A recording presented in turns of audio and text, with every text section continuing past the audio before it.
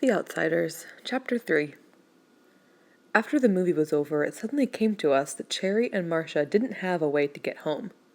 Two-Bit gallantly offered to walk them home. The west side of town was only about 20 miles away, but they wanted to call their parents and have them come and get them. Two-Bit finally talked them into letting us drive them home in his car. I think they were still half scared of us. They were getting over it, though, as we walked to Two-Bit's house to pick up the car. It seemed funny to me that Socias, if these girls were any example, were just like us. They liked the Beatles and thought Elvis Presley was out, and we thought the Beatles were rank and that Elvis was tough. But that seemed the only difference to me. Of course, greasy girls would have acted a lot tougher, but there was a basic sameness. I thought maybe it was money that separated us. No, Cherry said slowly when I said this. It's not just money. Part of it is, but not all. You greasers have a different set of values. You're emotional. We're sophisticated. Cool to the point of not feeling anything. Nothing is real with us. You know, sometimes I'll catch myself talking to a girlfriend and realize I don't mean half of what I'm saying. I don't really think a beer blast on the river bottom is super cool, but I'll rave about one to a girlfriend just to be saying something. She smiled at me. I never told anyone that. I think you're the first person I've ever really gotten through to. She was coming through to me all right, probably because I was a greaser and younger. She didn't have to keep her guard up with me. Rat race is a perfect name for it, she said. We're always going and going and going, and never asking where. Did you ever hear of having more than you wanted, so that you couldn't want anything else, and then started looking for something else to want? It seems like we're always searching for something to satisfy us, and never finding it. Maybe if we could lose our cool, we could. That was the truth. Socias were always behind a wall of aloofness, careful not to let their real selves show through. I had seen a social climber rumble once. The Socias even fought coldly and practically and impersonally. That's why we're separated, I said. It's not money, it's feeling. You don't feel anything, and we feel too violently. And, she was trying to hide a smile, that's probably why we take turns getting our names in the paper. Two-Bit and Marcia weren't even listening to us. They were engaged in some wild conversation that made no sense to anyone but themselves. I have quite a rep for being quiet, almost as quiet as Johnny. Two-Bit always said he wondered why Johnny and I were such good buddies. You must make such interesting conversation, he'd say, cocking one eyebrow. You keeping your mouth shut and Johnny not saying anything? But Johnny and I understood each other without saying anything. Nobody but Soda could really get me talking, till I met Cherry Valance. I don't know why I could talk to her. Maybe for the same reason she could talk to me. The first thing I knew I was telling her about Mickey Mouse, Soda's horse. I had never told anyone about Soda's horse. It was personal. Soda had this buckskin horse, only it wasn't his. It belonged to a guy who kept it at the stables where Soda used to work. Mickey Mouse was Soda's horse, though. The first day Soda saw him, he said, "There's my horse," and I never doubted it. I was about 10 then. Soda Pop is horse crazy. I mean it. He's always hanging around stables and rodeos, hopping on a horse every time he gets a chance. When I was 10, I thought that Mickey Mouse and Soda looked alike, and were alike. Mickey Mouse was a dark gold buckskin, sassy and ornery, not much more than a colt. He'd come when Soda called him. He wouldn't come for anyone else. That horse loved Soda. He'd stand there and chew on Soda's sleeve or collar. Gosh, but Soda Pop was crazy about that horse. He went down to see him every day. Mickey Mouse was a mean horse. He kicked other horses and was always getting into trouble. "I've got me an ornery pony," Soda'd tell him, rubbing his neck. "How come you're so mean, Mickey Mouse?" Mickey Mouse would just chew on his sleeve and sometimes nip him, but not hard. He may have belonged to another guy, but he was Soda's horse. "Does Soda still have him?" Cherry asked. "He got sold," I said. "They came and got him one day and took him off. He was a real valuable horse. Pure quarter." She didn't say anything else, and I was glad. I couldn't tell her that Soda had bawled all night long after they came and got Mickey Mouse. I had cried too, if you want to know the truth, because Soda never really wanted anything except a horse, and he'd lost his. Soda had been 12 then, going on 13. He never let on to Mom and Dad how he felt, though, because we never had enough money, and usually we had a hard time making ends meet. When you're 13 in our neighborhood, you know the score. I kept saving my money for a year, thinking that someday I could buy Mickey Mouse back for Soda. You're not so smart at 10. You read a lot, don't you, Pony Boy? Cherry asked. I was startled. Yeah, why? She kind of shrugged. I could just tell. I'll bet you watch sunsets, too. She was quiet for a minute after I nodded. I used to watch them, too, before I got so busy. I pictured that, or tried to. Maybe Cherry stood still and watched the sunset while she was supposed to be taking the garbage out. Stood there and watched and forgot everything else until her big brother screamed at her to hurry up. I shook my head. It seemed funny to me that the sunset she saw from her patio and the one I saw from the back steps was the same one. Maybe the two different worlds we lived in weren't so different. We saw the same sunset. Marcia suddenly gasped. Cherry, look who's coming. We all looked and saw a blue Mustang coming down the street. Johnny made a small noise in his throat, and when I looked at him, he was white. Marcia was shifting nervously. What are we going to do? Cherry bit a fingernail. Stand here, she said. There isn't much else we can do. Who is it? Two-Bit asked. The FBI? No, Cherry said bleakly. It's Randy and Bob. And, Two-Bit added grimly, a few other of the socially elite checkered shirt set. Your boyfriends? Johnny's voice was steady, but standing as close to him as I was, I could see he was trembling. I wondered why. Johnny was a nervous wreck, but he never was that jumpy. Cherry started walking down the street. Maybe they won't see us. Act normal. Who's acting? Two-Bit grinned. I'm a natural normal. Wish it was the other way around, I muttered, and Two-Bit said, Don't get mouthy, Pony Boy. The Mustang passed us slowly and went right on by. Marcia sighed in relief. That was close. Cherry turned to me. Tell me about your oldest brother. You don't talk much about him. I tried to think of something to say about Derry and shrugged. What's to talk about? He's big and handsome and likes to play football. I mean, what's he like? I feel like I know Soda from the way you talk about him. Tell me about Derry. And when I was silent, she urged me on. Is he wild and reckless like Soda? Dreamy like you? My face got hot as I bit my lip. Derry. What was Derry like? I started to say, he was a good old guy, but I couldn't. I burst out bitterly. He's not like Soda Pop at all, and he sure ain't like me. He's hard as a rock and about as human. He's got eyes exactly like frozen ice. He thinks I'm a pain in the neck. He likes Soda. Everybody likes Soda, but he can't stand me. I bet he wishes he could stick me in a home somewhere, and he'd do it too if Soda'd let him. Two-Bit and Johnny were staring at me now. No, Two-Bit said, dumbfounded. No, Pony Boy, that ain't right. You got it wrong. Gee, Johnny said softly. I thought you and Derry and Soda got along real well. Well, we don't, I snapped, feeling silly. I knew my ears were red by the way they were burning, and I was thankful for the darkness. I felt stupid. Compared to Johnny's home, mine was heaven. At least Derry didn't get drunk and beat me up or run me out of the house, and I had Soda Pop to talk about things over with. That made me mad. I mean, making a fool of myself in front of everyone. And you can shut your trap, Johnny Cade, because we all know you ain't wanted a home either, and you can't blame them. Johnny's eyes went round and he winced as though I had belted him. Two-Bit slapped me a good one across the side of the head, and hard. Shut your mouth, kid. If you wasn't Soda's kid brother, I'd beat the tar out of you. You know better than to talk to Johnny like that. He put his hand on Johnny's shoulder. He didn't mean it, Johnny. I'm sorry, I said miserably. Johnny was my buddy. I was just mad. It's the truth, Johnny said with a bleak grin. I don't care. Shut up talking like that, Two-Bit said fiercely, messing up Johnny's hair.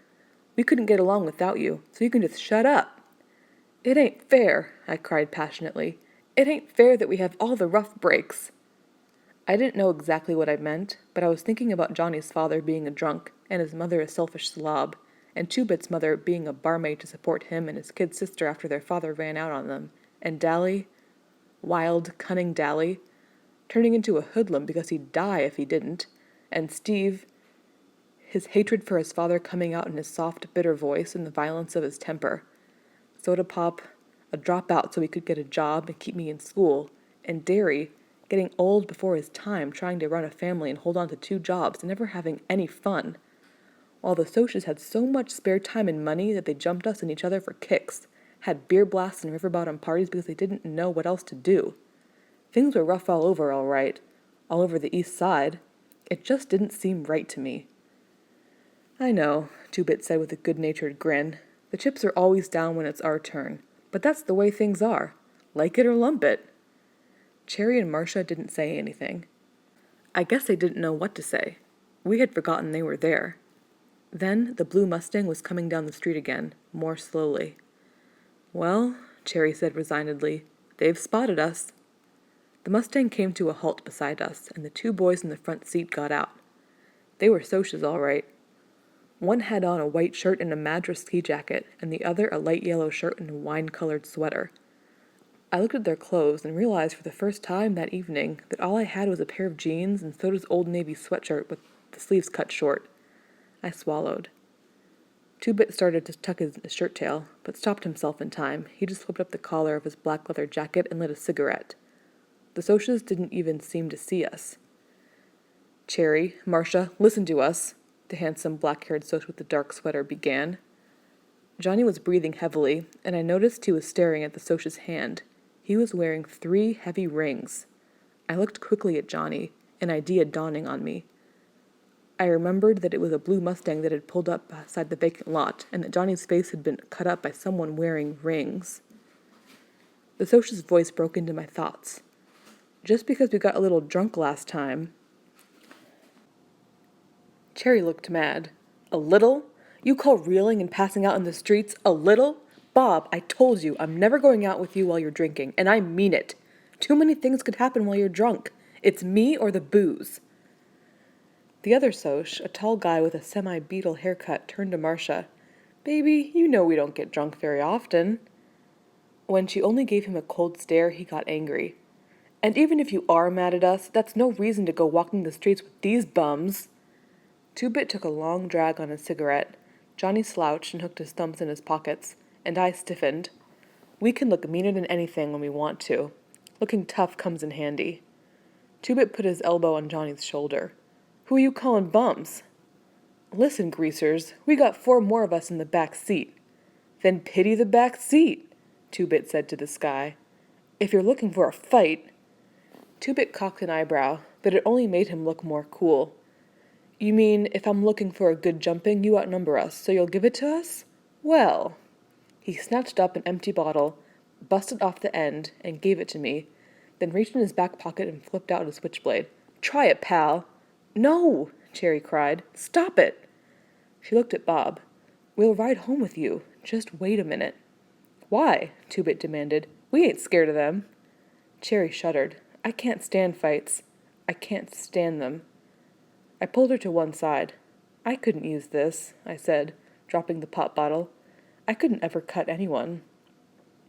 I had to tell her that, because I'd seen her eyes when Two-Bit flicked out his switch. I know, she said quietly, but we better go with them. Ponyboy, I mean, if I see you in the hall at school or someplace and don't say hi, well, it's not personal or anything, but... I know, I said. We couldn't let our parents see us with you all. You're a nice boy and everything. It's okay, I said, wishing I was dead and buried somewhere, or at least that I had on a decent shirt. We aren't in the same class. Just don't forget that some of us watch the sunset too. She looked at me quickly. I could fall in love with Dallas Winston, she said. I hope I never see him again, or I will.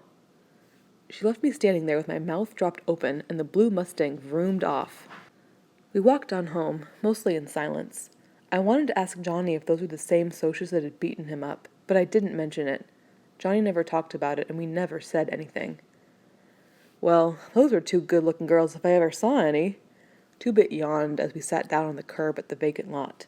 He took a piece of paper out of his pocket and tore it up. What was that? Marcia's number. Probably a phony one, too. I must have been out of my mind to ask for it. I think I'm a little soused. So we had been drinking. Two-Bit was smart. He knew the score. "Y'all going home?" he asked. "Not right now," I said. I wanted to have another smoke and to watch the stars. I had to be in by 12, but I had thought I had plenty of time. "I don't know why I handed you that busted bottle," Two-Bit said, getting to his feet. "You'd never use it." "Maybe I would have," I said. "Where you headed?" "Gonna go play a little snooker and hunt up a poker game. Maybe get rip-roaring drunk. I don't know. See y'all tomorrow." Johnny and I stretched out on our backs and looked at the stars. I was freezing. It was a cold night, and all I had was that sweatshirt, but I could watch stars in sub-zero weather. I saw Johnny's cigarette glowing in the dark and wondered vaguely what it was like inside a burning ember. "It was because we're greasers," Johnny said. And I knew he was talking about Cherry. We could have hurt her reputation. "I reckon," I said, wondering if I ought to tell Johnny what she had said about Dallas. Man, that was a tough car. Mustangs are tough. "Big-time Socs, all right," I said, a nervous bitterness growing inside me. It wasn't fair for the Socs to have everything. We were as good as they were. It wasn't our fault we were greasers. I couldn't just take it or leave it, like Two-Bit, or ignore it and love life anyway, like Soda Pop, or harden myself beyond caring, like Dally, or actually enjoy it, like Tim Shepard. I felt the tension growing inside of me, and I knew something had to happen, or I would explode. "I can't take much more." Johnny spoke my own feelings. "I'll kill myself or something." "Don't," I said, sitting up in alarm. "You can't kill yourself, Johnny." "Well, I won't, but I gotta do something. It seems like there's gotta be some place without greasers or Socs, with just people. Plain, ordinary people." "Out of the big towns," I said, lying back down. "In the country. In the country." I loved the country. I wanted to be out of towns and away from excitement.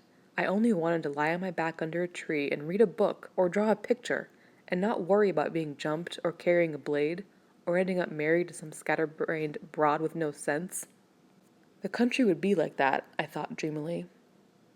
I would have a yellow-cur dog like I used to, and Soda Pop could get Mickey Mouse back and ride in all the rodeos he wanted to, and Derry would lose that cold, hard look and be like he used to be 8 months ago before Mom and Dad were killed. Since I was dreaming, I brought Mom and Dad back to life. Mom could bake some more chocolate cakes, and Dad would drive the pickup out early to feed the cattle. He would slap Derry on the back and tell him he was getting to be a man, a regular chip off the block, and they would be as close as they used to be. Maybe Johnny could come and live with us, and the gang could come out on weekends, and maybe Dallas would see that there was some good in the world after all, and Mom would talk to him and make him grin in spite of himself. "You've got quite a mom," Dally used to say. "She knows the score." She could talk to Dallas and kept him from getting into a lot of trouble. My mother was golden and beautiful. "Pony boy." Johnny was shaking me. "Hey, Pony, wake up." I sat up, shivering. The stars had moved. "Glory, what time is it?" "I don't know." "I went to sleep too, listening to you rattle on and on. You'd better get home. I think I'll stay all night out here." Johnny's parents didn't care if he came home or not. "Okay," I yawned. Gosh, but it was cold.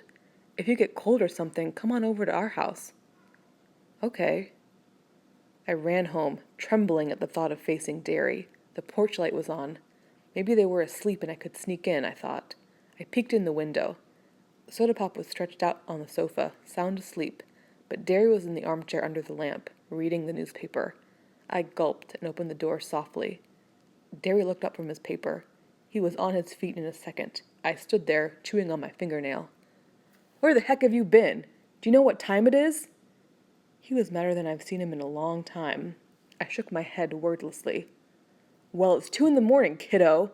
Another hour and I would have had the police out after you. Where were you, pony boy?" His voice was rising. "Where in the almighty universe were you?" It sounded dumb, even to me, when I stammered. I went to sleep in the lot." "You what?" He was shouting, and Soda Pop sat up and rubbed his eyes. "Hey, pony boy," he said sleepily. "Where you been?" "I didn't mean to," I pleaded with Derry. "I was talking to Johnny and we both dropped off." I reckon it never occurred to you that your brothers might be worrying their heads off and afraid to call the police because something like that could get you two thrown into a boys' home so quick it'd make your head spin. And you were asleep in the lot? Pony boy, what on earth is the matter with you? Can't you use your head? You haven't even got a coat on. I felt hot tears of anger and frustration rising. I said I didn't mean to. I didn't mean to, Derry shouted, and I almost shook. I didn't think. I forgot. That's all I hear out of you. Can't you think of anything? Derry, Soda Pop began, but Derry turned on him. You keep your trap shut. I'm sick and tired of hearing you stick up for him. He should never yell at Soda. Nobody should ever holler at my brother. I exploded. You don't yell at him, I shouted. Derry wheeled around and slapped me so hard that it knocked me against the door. Suddenly, it was deathly quiet. We had all frozen. Nobody in my family had ever hit me. Nobody. Soda was wide-eyed. Derry looked at the palm of his hand where it had turned red and then looked back at me. His eyes were huge. Pony boy. I turned and ran out the door and down the street as fast as I could. Derry screamed, Pony, I didn't mean to. But I was at the lot by then and pretended I couldn't hear. I was running away. It was plain to me that Derry didn't want me around, and I wouldn't stay if he did. He wasn't ever going to hit me again. Johnny, I called, and started when he rolled over and jumped up almost under my feet. Come on, Johnny, we're running away. Johnny asked no questions. We ran for several blocks until we were out of breath. Then we walked. I was crying by then. I finally just sat down on the curb and cried, burying my face in my arms. Johnny sat down beside me, one hand on my shoulder. Easy, Pony boy, he said softly. We'll be okay. I finally calmed down and wiped my eyes on my bare arm. My breath was coming in quivering sobs. Got a cigarette? He handed me one and struck a match. Johnny, I'm scared. Well, don't be. You're scaring me. What happened? I never seen you bawl like that. I don't very often. It was Derry. He hit me. I don't know what happened, but I couldn't take him hollering at me and hitting me too. I don't know. Sometimes we get along okay, then all of a sudden he blows up on me or else is nagging at me all the time. He didn't used to be like that. We used to get along okay, before Mom and Dad died. Now he just can't stand me. I think I like it better when the old man's hitting me, Johnny sighed. At least then I know he knows who I am. I walk in that house and nobody says anything. I walk out and nobody says anything. I stay away all night and nobody notices. At least you got Soda. I ain't got nobody. Shoot, I said, startled out of my misery. You got the whole gang. Dolly didn't slug you tonight 'cause you're the pet. I mean, golly, Johnny, you got the whole gang. It ain't the same as having your folks care about you, Johnny said simply. It just ain't the same. I was beginning to relax and wonder if running away was such a great idea. I was sleepy and freezing to death, and I wanted to go home, in bed, safe and warm under the covers with Soda's arms across me. I decided I would go home and just not speak to Derry. It was my house as much as Derry's, and if he wanted to pretend I wasn't alive, that was just fine with me. He couldn't stop me from living in my own house. Let's walk to the park and back. Then maybe I'll be cooled off enough to get home. Okay, Johnny said easily. Okay. Things gotta get better, I figured. They couldn't get worse. I was wrong.